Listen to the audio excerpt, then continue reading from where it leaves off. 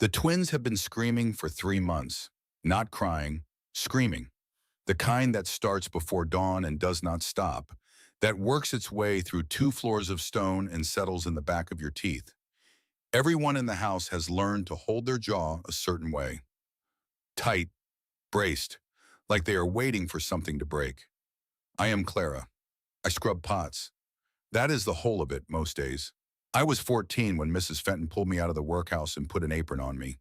I am 20 now, and my hands are the color of old brick from the lye soap, cracked at every knuckle, rough enough to strike a match on. I eat standing in the corner of the kitchen after the rest of the staff has sat down. I sleep on a cot behind the pantry wall with a curtain for a door. I own one dress. The sleeves are mended with kitchen string. No one uses my name except Mrs. Fenton. To everyone else, I am girl, or you there, or, when they are feeling precise about it, the workhouse one. Above me, through the ceiling, through the stone, the twins scream. It is barely dawn when Mrs. Fenton comes in with the breakfast tray. I hear her before I see her, the particular weight of her footsteps, flat and deliberate, like a woman who has decided the floor belongs to her. She sets the tray down on the work table with a sound like a verdict. The plates are full, everything returned untouched. Third nursemaid this month quit at midnight, she says. Her voice is gravel dragged over slate. Lady Pemberton is interviewing replacements from London. I say nothing. I am scrubbing a copper pot, both hands submerged, and there is a faint curl of steam rising from the water around my fingers. I press my palms harder against the copper. The steam thickens slightly. I pull my hands apart so the water settles. Above us, the crying peaks. A thin, exhausted sound. 2 small voices that have been at it so long, they have worn themselves down to something raw and animal. Nell, the scullery girl, flinches at the work table beside me. Her shoulders go up around her ears. She does not say anything either. There is nothing to say. Mrs. Fenton does not move toward the door. I feel her watching. Not the pot. My hands in the water. Clara, I look up. Her face is unreadable in the way that means she has read everything and decided not to show it. She has run this kitchen for 19 years. She has outlasted 4 housekeepers, 2 stewards, and 1 full vampire household purge when Lord Vane dismissed half the staff in a single evening 3 winters ago. She does not alarm easily. She looks alarmed now. Stay out of the nursery wing, she says quietly. I mean it. Whatever you are thinking, stop thinking it. My hands tighten on the pot. I do not answer her. Past midnight, the crying is worse. It has moved past distress into something mechanical.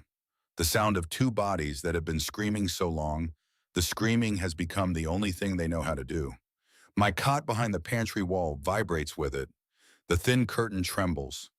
I lie on my back with my warm hands flat on my sternum, and I stare at the ceiling, and I do not sleep. At some point, my feet are on the floor. At some point, I am in the servants' passage. I do not make a decision, exactly. My body makes it for me, the way your hand pulls back from a hot iron before your mind is caught up. I go up the back stairs. The nursery corridor is dim. 1 gas lamp turned low, guttering. The night attendant is asleep in the chair outside the door, head tipped against the wall, mouth open. The nursery door is ajar. I push it open. 2 cribs, 2 small bodies, red-faced, fists clenched, mouths open wide. The sound in the room is enormous. It fills my chest like water fills a boot. Heavy, cold, wrong. I kneel on the stone floor between the cribs. I place 1 hand on each small chest. The crying stops, not gradually, not winding down the way a storm does, losing force over minutes. Instantly. One moment the room is full of it, and the next there is nothing but the tick of the cooling hearth and the faint hiss of the gas lamp in the corridor. Their fists unclench, finger by finger, like flowers opening in fast time. Their breathing slows. Their faces go slack and soft and very, very young. My own breath catches somewhere in my throat and does not come back for a long moment. My eyes burn. I press my lips together hard. I do not move my hands. I stay kneeling on the cold stone, both palms pressed gently to their chests, afraid that if I lift them, The screaming will come back like a door slamming open. The warmth moves out of my hands and into them. I can feel it going, a slow, steady pour, like tipping a kettle. It does not hurt. It has never hurt. It has also never in my entire life been good for anything, until now. Until Dr. Calloway's sedative preparation makes the screaming worse. He stands in the corridor afterward with his bag in his hand and his face the color of old wax. And he says, "I cannot explain it." And Lady Pemberton dismisses him with a look that could strip paint.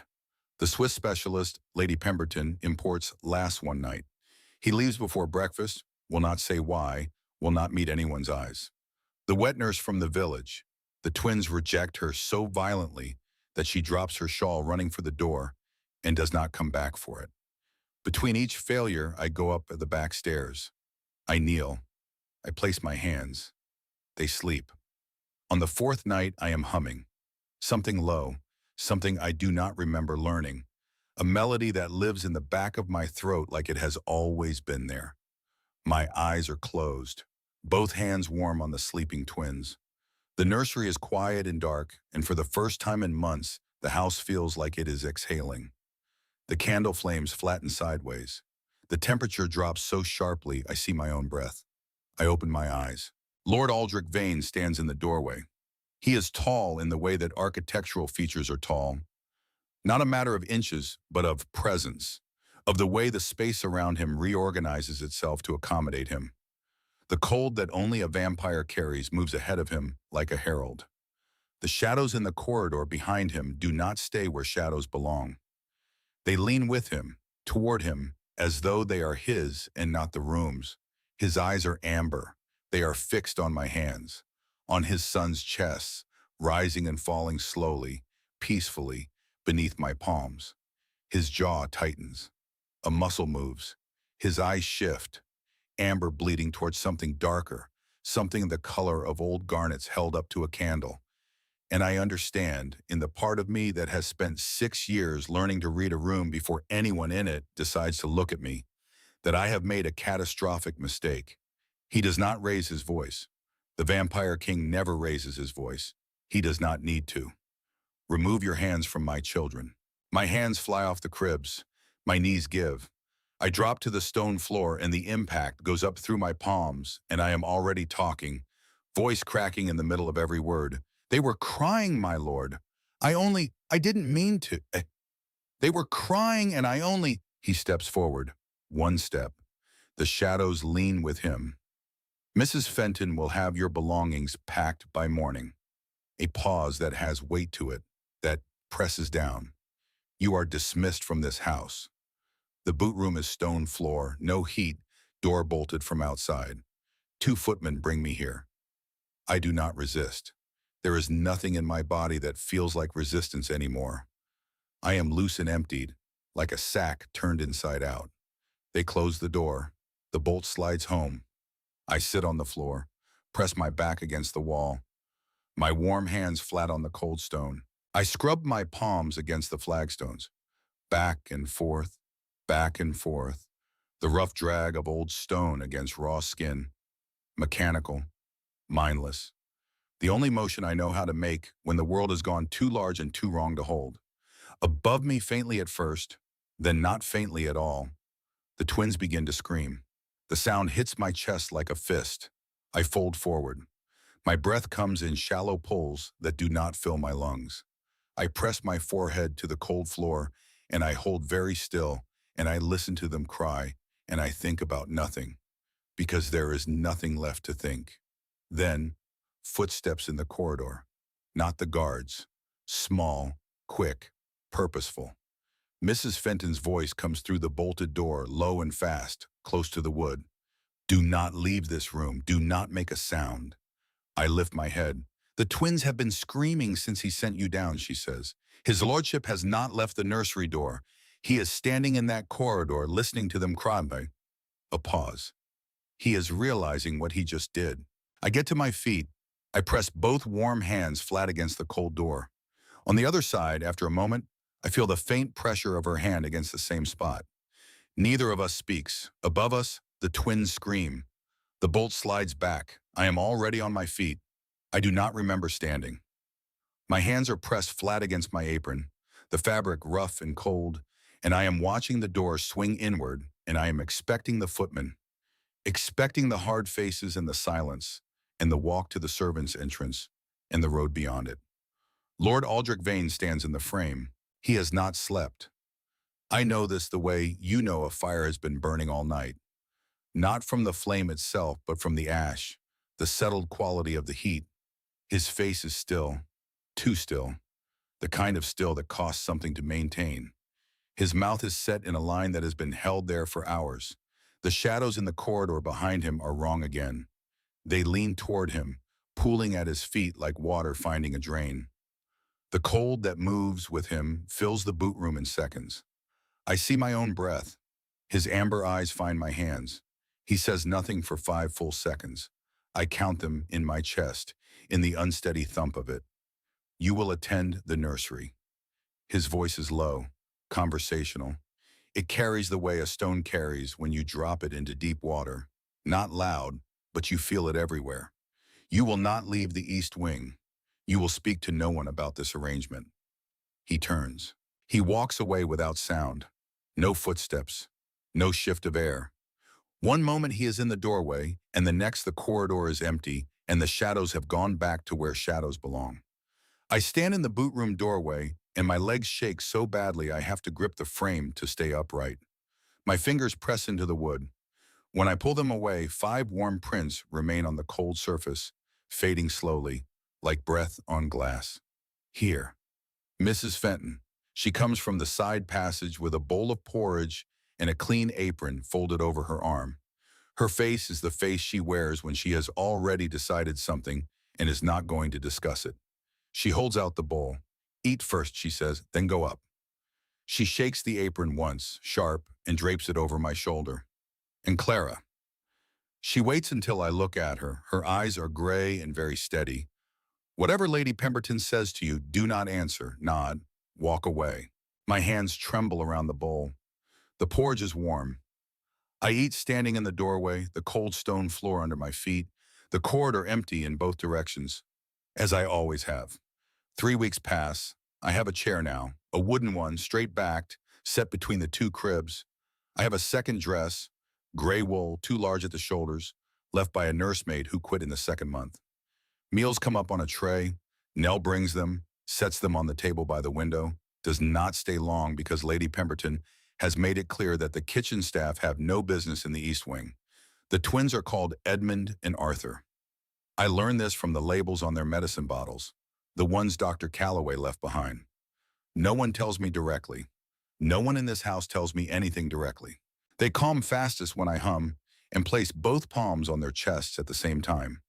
I discover this by accident on the 5th night when one starts and wakes the other, and I am too tired to do anything clever. I just put my hands down and I hum the melody that lives in the back of my throat, the one I do not remember learning, and the room goes quiet so fast it feels like a held breath released. The warmth moves out of my palms in a slow, steady pour. Their small fists open. Their faces go soft. I do not understand what I am. I have stopped trying to. On the evening of the 18th day, I am adjusting Arthur's blanket, tucking the edge under, smoothing the wool flat with both hands, humming low. When the candle flames on the mantelpiece lean sideways, the temperature drops. I do not turn around. I finish tucking the blanket. I smooth it once more. My knuckles are white against the wool, the fabric bunched in my grip, and I make myself let go, finger by finger, before I straighten and turn. Lord Vane stands in the doorway. No sound, no warning, just suddenly there, the way a shadow is suddenly there when a cloud moves over the sun. His amber eyes are not on my face, they are on my hands. They track the warmth that seems to sit in my palms like a coal sits in a grate. Visible to him in some way I cannot name. Some sense that belongs to what he is. To the vampire in him that reads the world differently than I do. That melody, his voice is different, lower. Something in it has slipped. Not much, a fraction, the way a door slips its latch in damp weather. Still controlled, But the control is visible now, and visible control is not the same as control. Where did you learn it? It is not quite a question, and it lands like one anyway. I do not know, my lord. My voice comes out steadier than I expect. I have always hummed it. I don't remember learning it from anyone. His jaw works. Once, his eyes move, amber to something darker, the color of old garnets held up to a candle, crimson bleeding in at the edges, and then back. He looks at Edmund's sleeping face, then Arthur's, then at my hands hanging at my sides, still faintly warm. He leaves without sound. I exhale. The candle flames straighten. The cold retreats by degrees, slow as a tide going out, and I stand between the cribs and I wait for my hands to stop shaking before I reach for the blanket again. I set it down instead. I press my palms flat on my knees and I scrub them back and forth against the wool of my dress. Not hard, just the repetitive drag of it, the familiar friction, the only motion that makes the world feel a manageable size. The side door opens. Mrs. Fenton. She has a look on her face I have not seen before, tight around the eyes like something is pressing from the inside. He asked about the melody, she says. I nod. She is quiet for a moment. She looks at the twins, then at the floor, then at some middle distance that has nothing in it. His wife hummed it, she says, in the last weeks before the birth. I heard it through the ceiling. I was in the kitchen. She was in the room above. She stops, starts again. She told the upstairs maid that someone had taught it to her, a woman who worked in the old estate years ago, before the vampire king moved the household here. She pauses. A woman with warm hands. I open my mouth. Mrs. Fenton turns and walks back through the side door before I can form a single word. The latch clicks shut behind her. The twins breathe slowly in their cribs. The gas lamp in the corridor hisses. I stand very still and I think about a woman with warm hands in an old estate, and I think about a melody that lives in the back of my throat like it was put there, and I think about the fact that I do not know my mother's name. I do not sleep that night. Lady Pemberton comes on a Tuesday. I hear her before the door opens, the particular quality of her footsteps, measured and deliberate. The footsteps of a woman who has decided every room belongs to her before she enters it. She wears deep green silk. Her hair is pinned with jet. Her jewels catch the morning light from the nursery window and scatter it in small, cold points across the ceiling. She stands in the doorway and she watches me. I am changing Edmund's linen. My hands move through the tea, fold, tuck, smooth, and I do not look up, because I have learned in 6 years of service that the safest thing a girl like me can do is be very busy and very small. Lady Pemberton's expression does not change. It never changes. It is the face of a woman who decided long ago that faces were for other people. You have done adequately, she says. Her eyes move over me the way you move your eyes over furniture. Assessing, impersonal, already calculating replacement cost. The household thanks you. A pause timed with precision. However, I have arranged a permanent nursemaid from a reputable agency. She will arrive Thursday. Your services will no longer be required after her arrival. Another pause. Lighter. Almost kind, in the way that a blade is almost kind when it is very sharp. You may return to the kitchen. My chest tightens. I cannot breathe in fully. The air stops somewhere in the middle of my ribs and will not go further. I tuck the corner of Edmund's sheet. I smooth it flat. My hands will not stay steady. I can feel the tremor in them, fine and fast, and I press my palms harder against the linen to hide it. I do not look up. I nod once. Lady Pemberton leaves. Her footsteps recede down the corridor. Measured, unhurried. The footsteps of a woman who has already won. I sit down in the straight-back chair. I sit very still. Edmund makes a small sound in his sleep and I reach out and rest one hand on his chest without thinking. And the warmth moves out of my palm and he settles and I pull my hand back and press both of them against my apron. Hard, fast, mechanical. The rough linen dragging against my cracked knuckles. Back and forth, back and forth. The door opens softly. Nell, she has fresh linens over her arm and she takes one look at my face and then she sets the linens down on the table by the window and she comes and sits beside me on the floor, her back against the crib, close enough that her shoulder touches mine. She does not say anything. She just sits. My hands scrub slower, slower. Stop. I press my palms flat on my knees. The warmth sits in them, steady and useless. Mine and the twins sleep in their cribs above us. And somewhere in this house, the Vampire King is walking his corridors without sound. And Thursday is coming, and I do not know what happens to me after Thursday, and I do not know whose hands taught his wife that melody, and I do not know why the knowing of it feels like standing at the edge of something with no bottom. The twins sleep. I hold very still. Lady Pemberton opens her mouth. Lord Vane raises one hand. She closes it. The gesture is nothing, barely a movement, a slight lift of his fingers from his side, the kind of motion you might make to stop a door swinging. But the cold that moves with him surges forward in the same instant, a wave of it, and every candle in the entrance hall gutters sideways, and the shadows at his feet surge up the walls, and Lady Pemberton takes one step back before she can stop herself. She stops herself. She draws herself up, her chin lifts, her hands find each other at her waist, fingers lacing together, and she looks at him with the face she has worn for 19 years. The face that has outlasted 4 housekeepers and 2 stewards and 1 full household purge, and every inconvenient truth that has ever tried to find purchase in this house. My lord, her voice is perfectly level. Mrs. Fenton is a loyal servant, but she is mistaken. The girl has had unsupervised access to Mrs. Fenton. He does not look away from Lady Pemberton. How long? Mrs. Fenton's hands are still. 19 years, my lord. The candlestick is the smallest of it. The silence that follows is not empty. It has texture. It presses.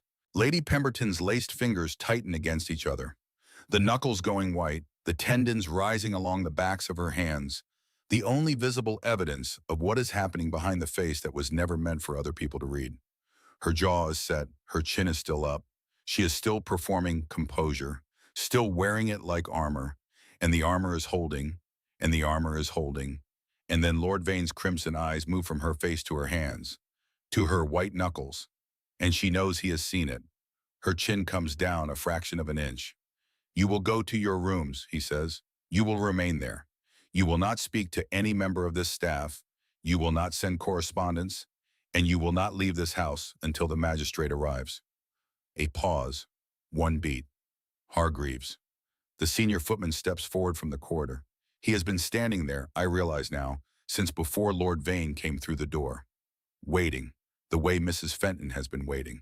The way, I understand now, several people in this house have been waiting for a very long time. My lord. Hargreaves does not look at Lady Pemberton. He looks at the floor, then at Lord Vane, then at the floor again, and there is something in his face. Not satisfaction, not quite, but the particular relief of a man who has been holding a door shut against a great pressure and has finally been told he may let go. Lady Pemberton looks at Hargreaves. She looks at Lord Vane. She looks briefly at me. Her face does not crack again. I will give her that. Whatever she is, whatever she has been in this house for 19 years, she does not beg, and she does not weep, and she does not make the scene that some part of me expected. She simply looks at me with eyes that are calculating something even now, even here, even at the end of the number that came out wrong, and then she looks away. She walks toward the stairs. Hargreaves follows 2 steps behind and does not look back. Her footsteps on the staircase are measured, deliberate. The footsteps of a woman who has decided the floor belongs to her. They grow quieter, they stop. The service yard is very still. The frost on the cobblestones has not melted. The gray morning light has not changed. The remaining staff stand in the doorways, in the corridor, in the kitchen entrance, and no one speaks. And the twins scream above us through every window, and the sound of it is in my chest, in my jaw, in the locked hinge of it, and I am still holding my own elbows, still gripping them, still holding myself together by main force in the cold. Lord Vane turns to me. His eyes are still crimson.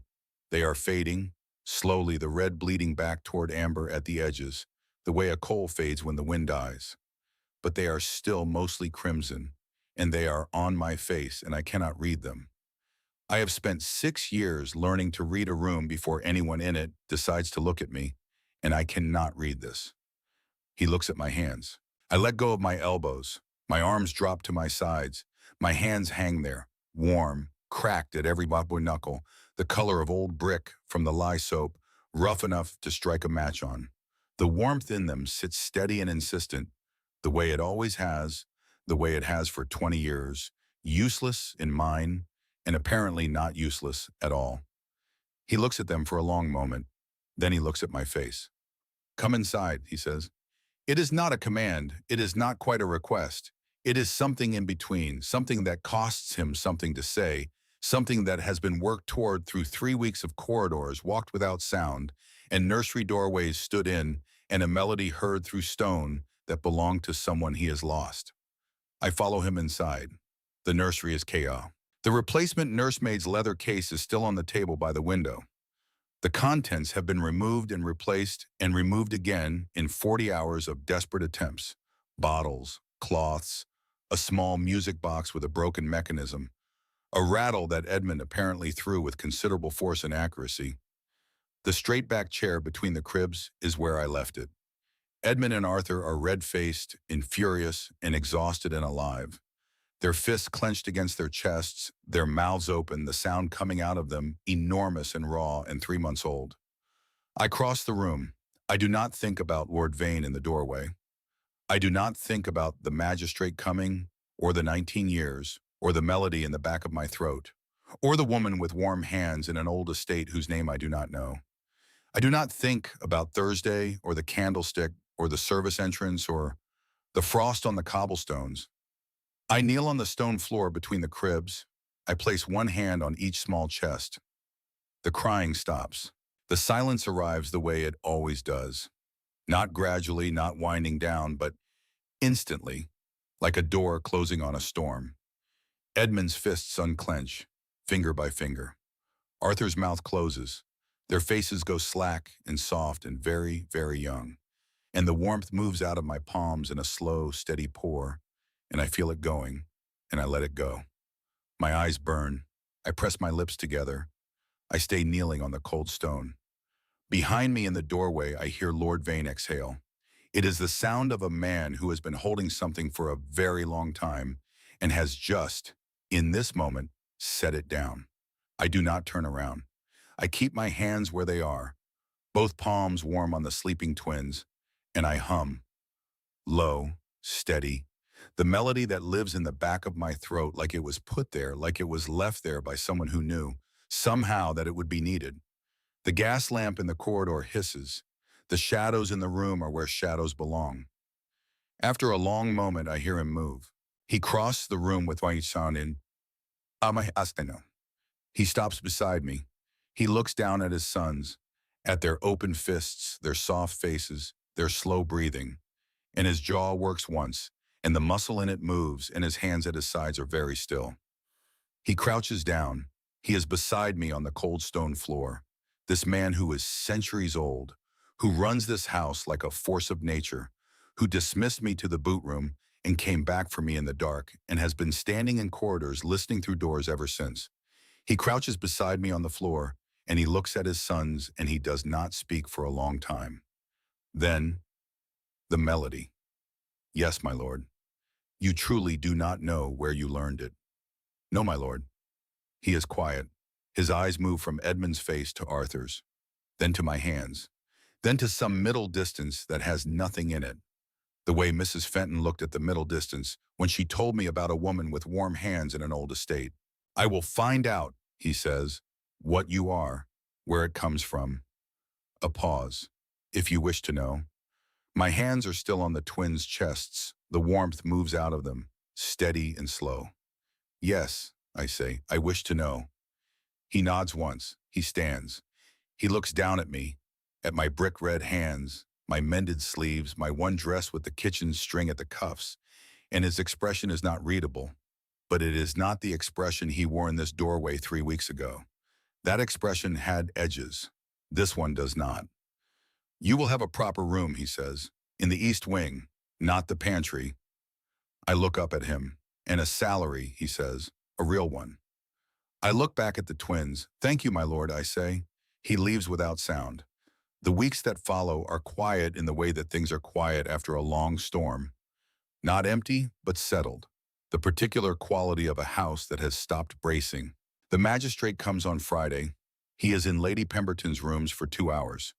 He leaves with documents and a face that gives nothing away, which is, Mrs. Fenton tells me, exactly what a magistrate's face is supposed to do.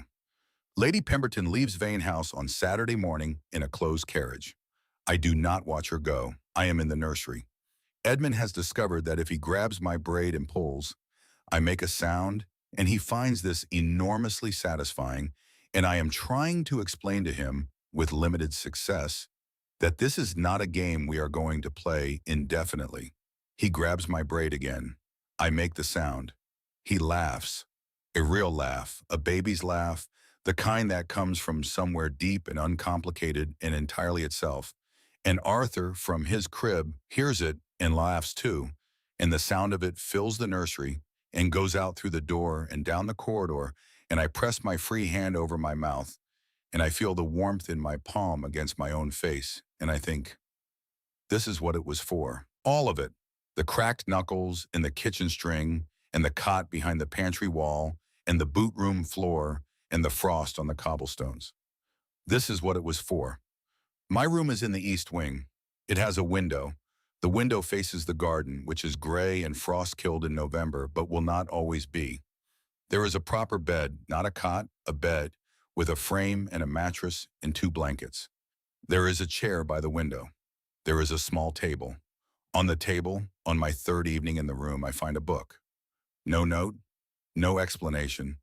Just a book, set precisely in the center of the table, its cover worn smooth with handling. I open it. The frontispiece is an illustration.